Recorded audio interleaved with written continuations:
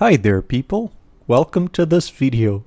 Today I'm going to talk about a bit of modding in Destiny 2. So for PvP, it's important difference. So let's take a look at here. You can press the side arrow to the right one to get to this modding screen. But before I forget, there's something very useful. If you have two weapons matching the element, this is your energy weapon or your primary and your heavy weapon. It can be very useful, okay, because of the bonuses. But it's not mandatory. For example, in my loadout, I have a kinetic weapon, solar weapon, and a strand weapon, so it's not too bad. Let's go for the helmet first. You have the stat mods, and I'll discuss the stat mods later. Here on the head, you have basically two things. These targeting mods and the super mods. You also have the, the orb generating ones. But I feel that for PvP it's not a very good, not very consistent. I prefer to use the targeting mods. The targeting mods, one of them will give you 5 aim assist and a 0.75 multiplier for your ADS speed, if I'm not mistaken. It's a very good boost for PvP, so I like to have it for my primary weapon and my secondary weapon. Okay, I highly recommend this for like general play. Some mods can be used in specific classes. For example, Dynamo will give you super energy. If you use Frost Pulse with Shadebinder, this can be very good. And yes, this is not in English, that's why I'm translating everything for you. The symbols are still the same. There's a mod that gives you in-area accuracy. It's situational, but I think it can be useful. Okay, in cases you jump a lot, for example, hunters. Yeah, so I would recommend one for your primary and one for your secondary. Having 2 of these mods will only increase the aim assist to 8, and having 3 will increase it to 10. So you don't change the aiming speed, you only change the aim assist, and it's a very, very small bonus. So, I mean, if you have a very, very focused setup on your primary, this is a possibility, but I still wouldn't recommend it. I think the bonuses for the 2 weapons are the best. This also frees you for a 4-cost stat mod, so that's pretty good. Here on my arms, I have no idea why the hell I have this mod. I should be with dexterity. Yeah, no, it's better.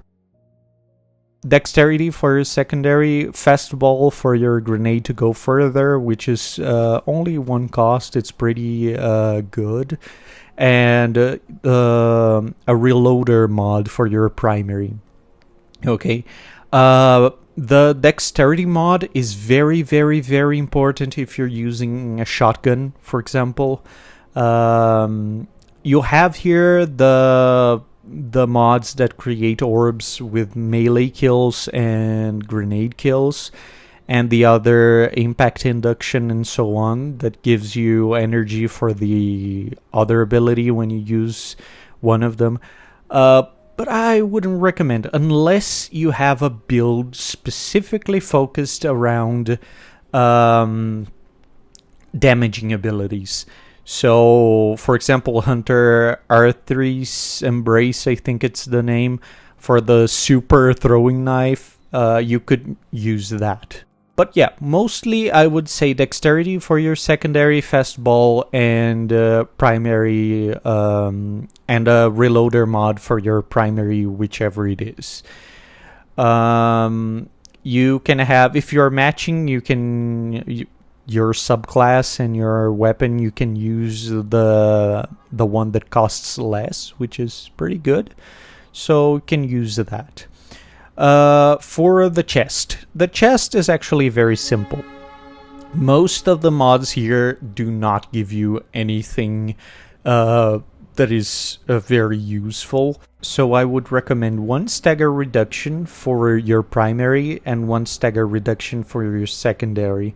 In this case, in my case, I have 2 for the primary. I'll probably explain later with when I touch on the stat mods.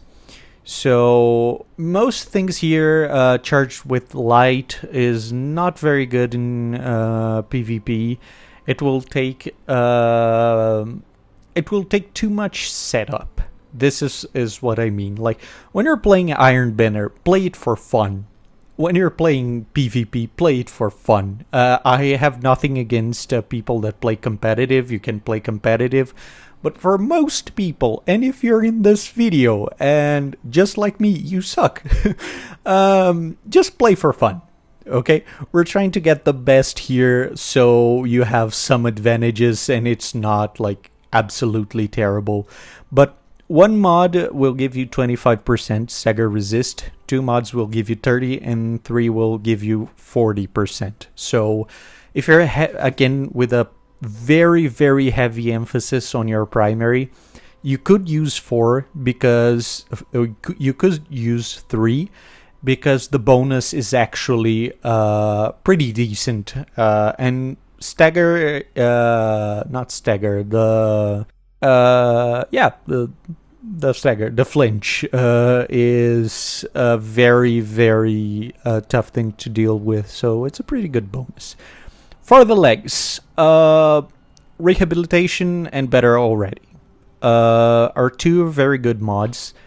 It's not very common to have orbs on PvP. I mean, it happens, okay, so I'll show it later.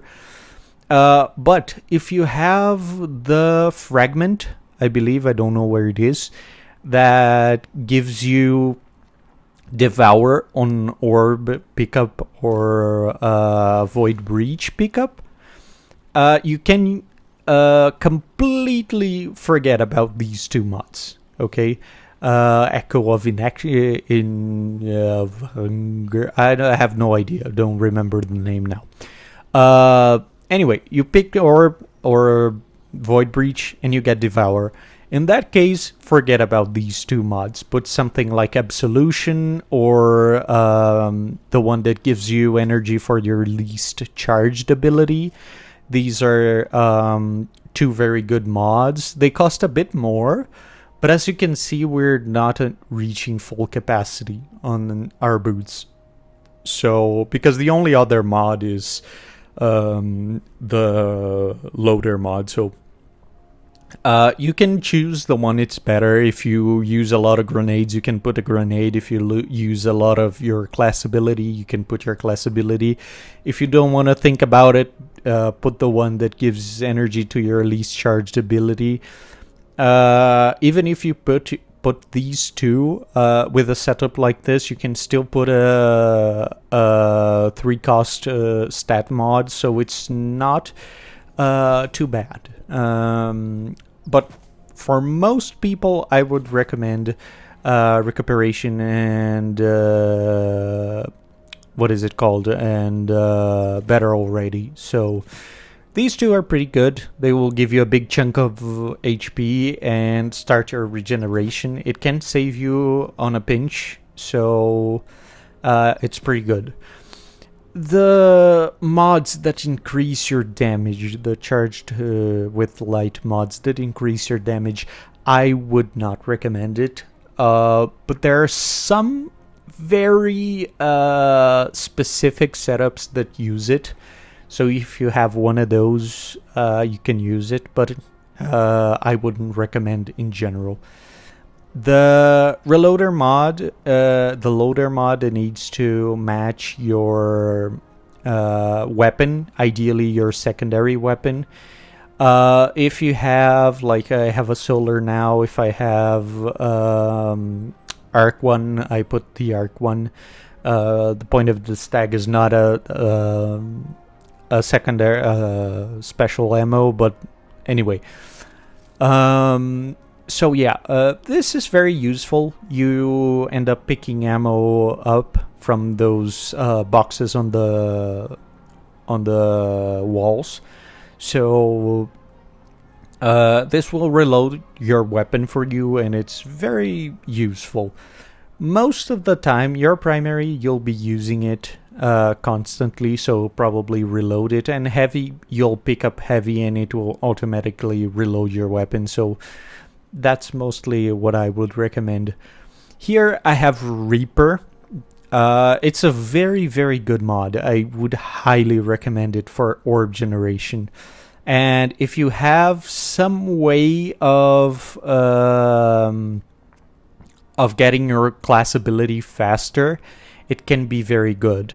This attraction mod is also very, very good for hunters specifically. And that is because they can spam their class ability. I know, I believe it's a bit, has a bit more range for the other class abilities, but I don't think it's worth it on the other ones. So here I add the other two that will give me melee and grenade energy, and that's because of the stag. So the stag will be giving me a lot of class ability energy, so that's why I have it here. Overall, I would recommend you put something like this on your class item, because it will give you some ability recovery. And it also, there is distribution that works when you use your class ability near enemies. That's again very good with Frost Pulse, but both of them, Dynamo and Frost and distribution, can work very well if you are a hunter, for example, and you're using the dodge that gives you your melee back if you do it close to an enemy. So it's very good. As you can see here, for the stat boosts, I have, if you look at the stats here, I have a very little over the caps. So you get a bonus every 10 stats. So the way I distributed my stats is I put the mods for stats on the pieces that have less energy cost. So for example, the head, I already told you, I only use 2 mods, and so because of that I can put a 4 cost resilience mod there. On the ones that take a bit more, I put lower cost mods.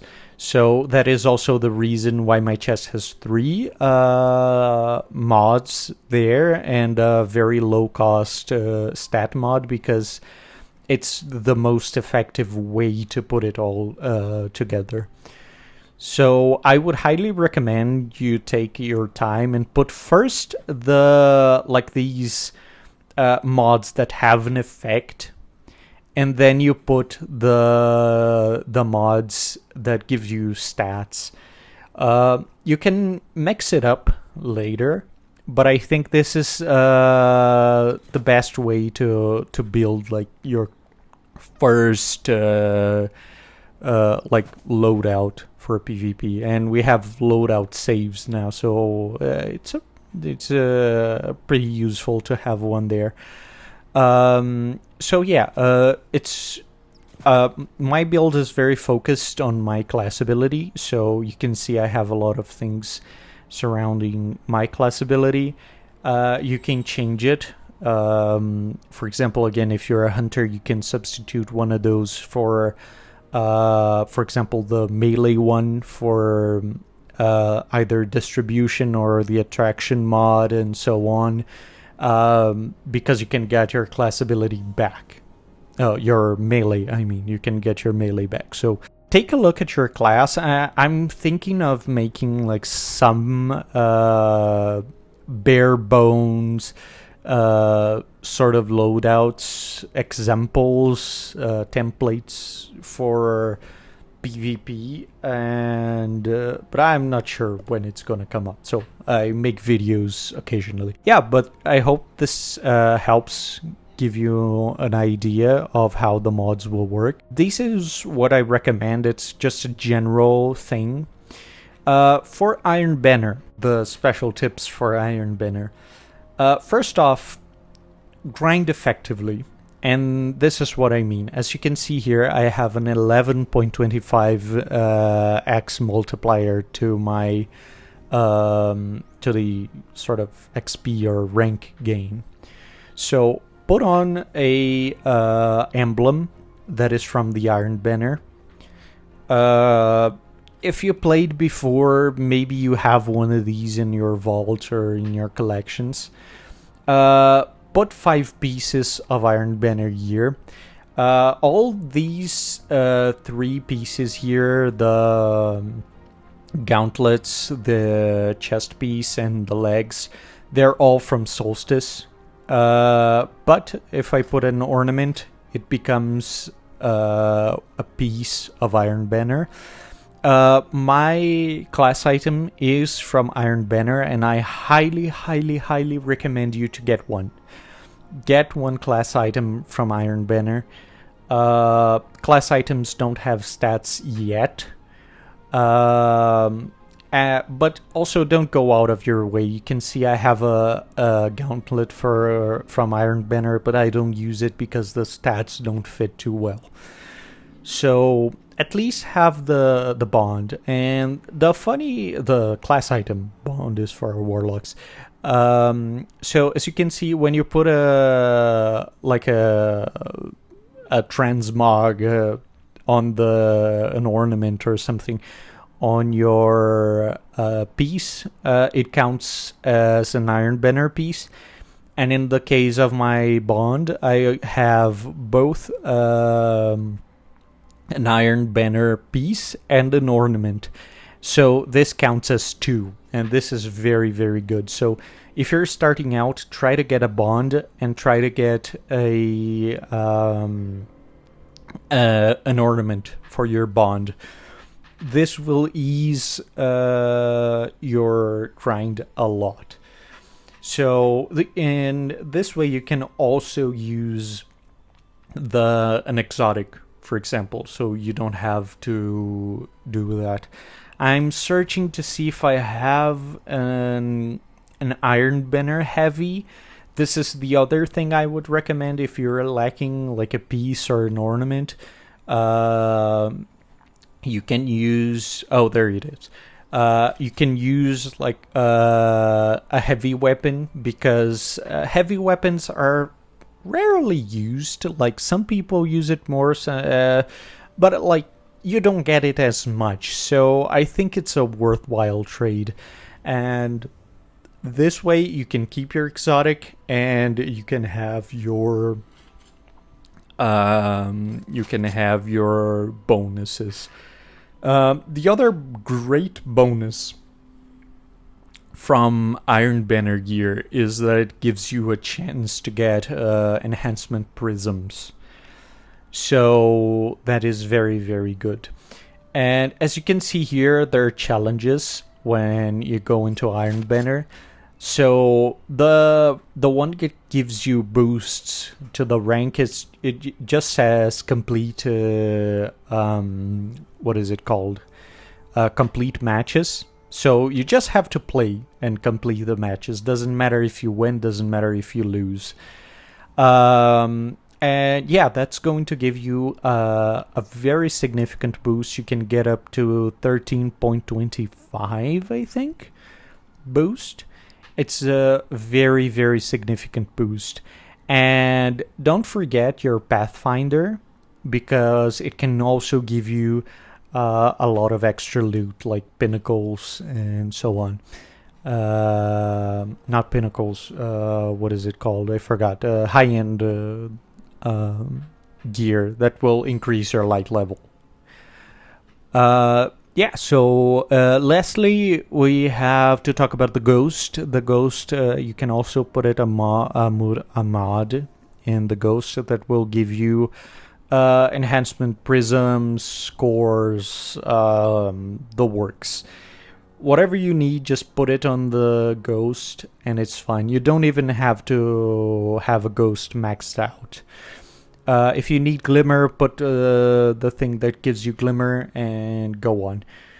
It's a very, very useful, like if you need experience, ghosts are very useful. So if you want to have like a PvP ghost, you change for PvP or Iron Banner, you can do that. So yeah, so that deals with the armor mods. So let's talk about the weapon mods. The weapon mods are not very complicated. They're very easy to understand.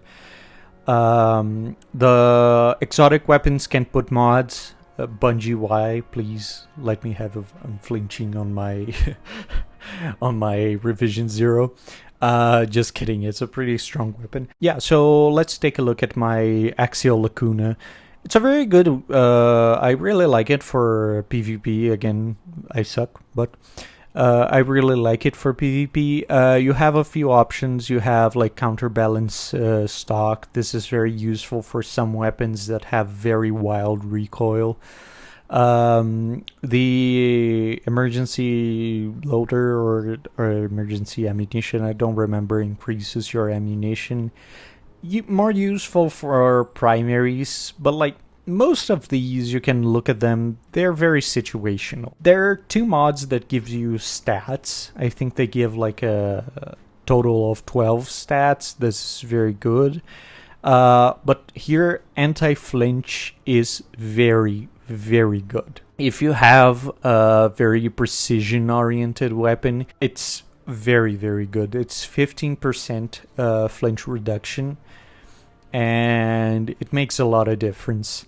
The other ones are not very important, but these are ones that I want to make like a special mention, which are the zoom increase and zoom decrease. It's not 15% increased or decreased stagger flinch or anything else, like it's not extra stats, but it's very, very useful if you're not comfortable with the zoom of a weapon.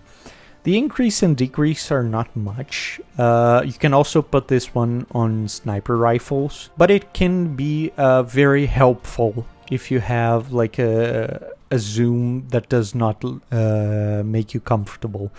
It can be as valuable as a normal mod. And that's it. I hope you liked it. Try things out. Your feeling for it is the most important thing. Please give me some feedback if there's something I forgot, if there's something you would like to see, if there's something you didn't like, if you think my voice is horrendous. Any feedback would be very, very much appreciated. And I'm making another video on the Iron Banner, so yeah, I hope you liked it, and thank you for watching.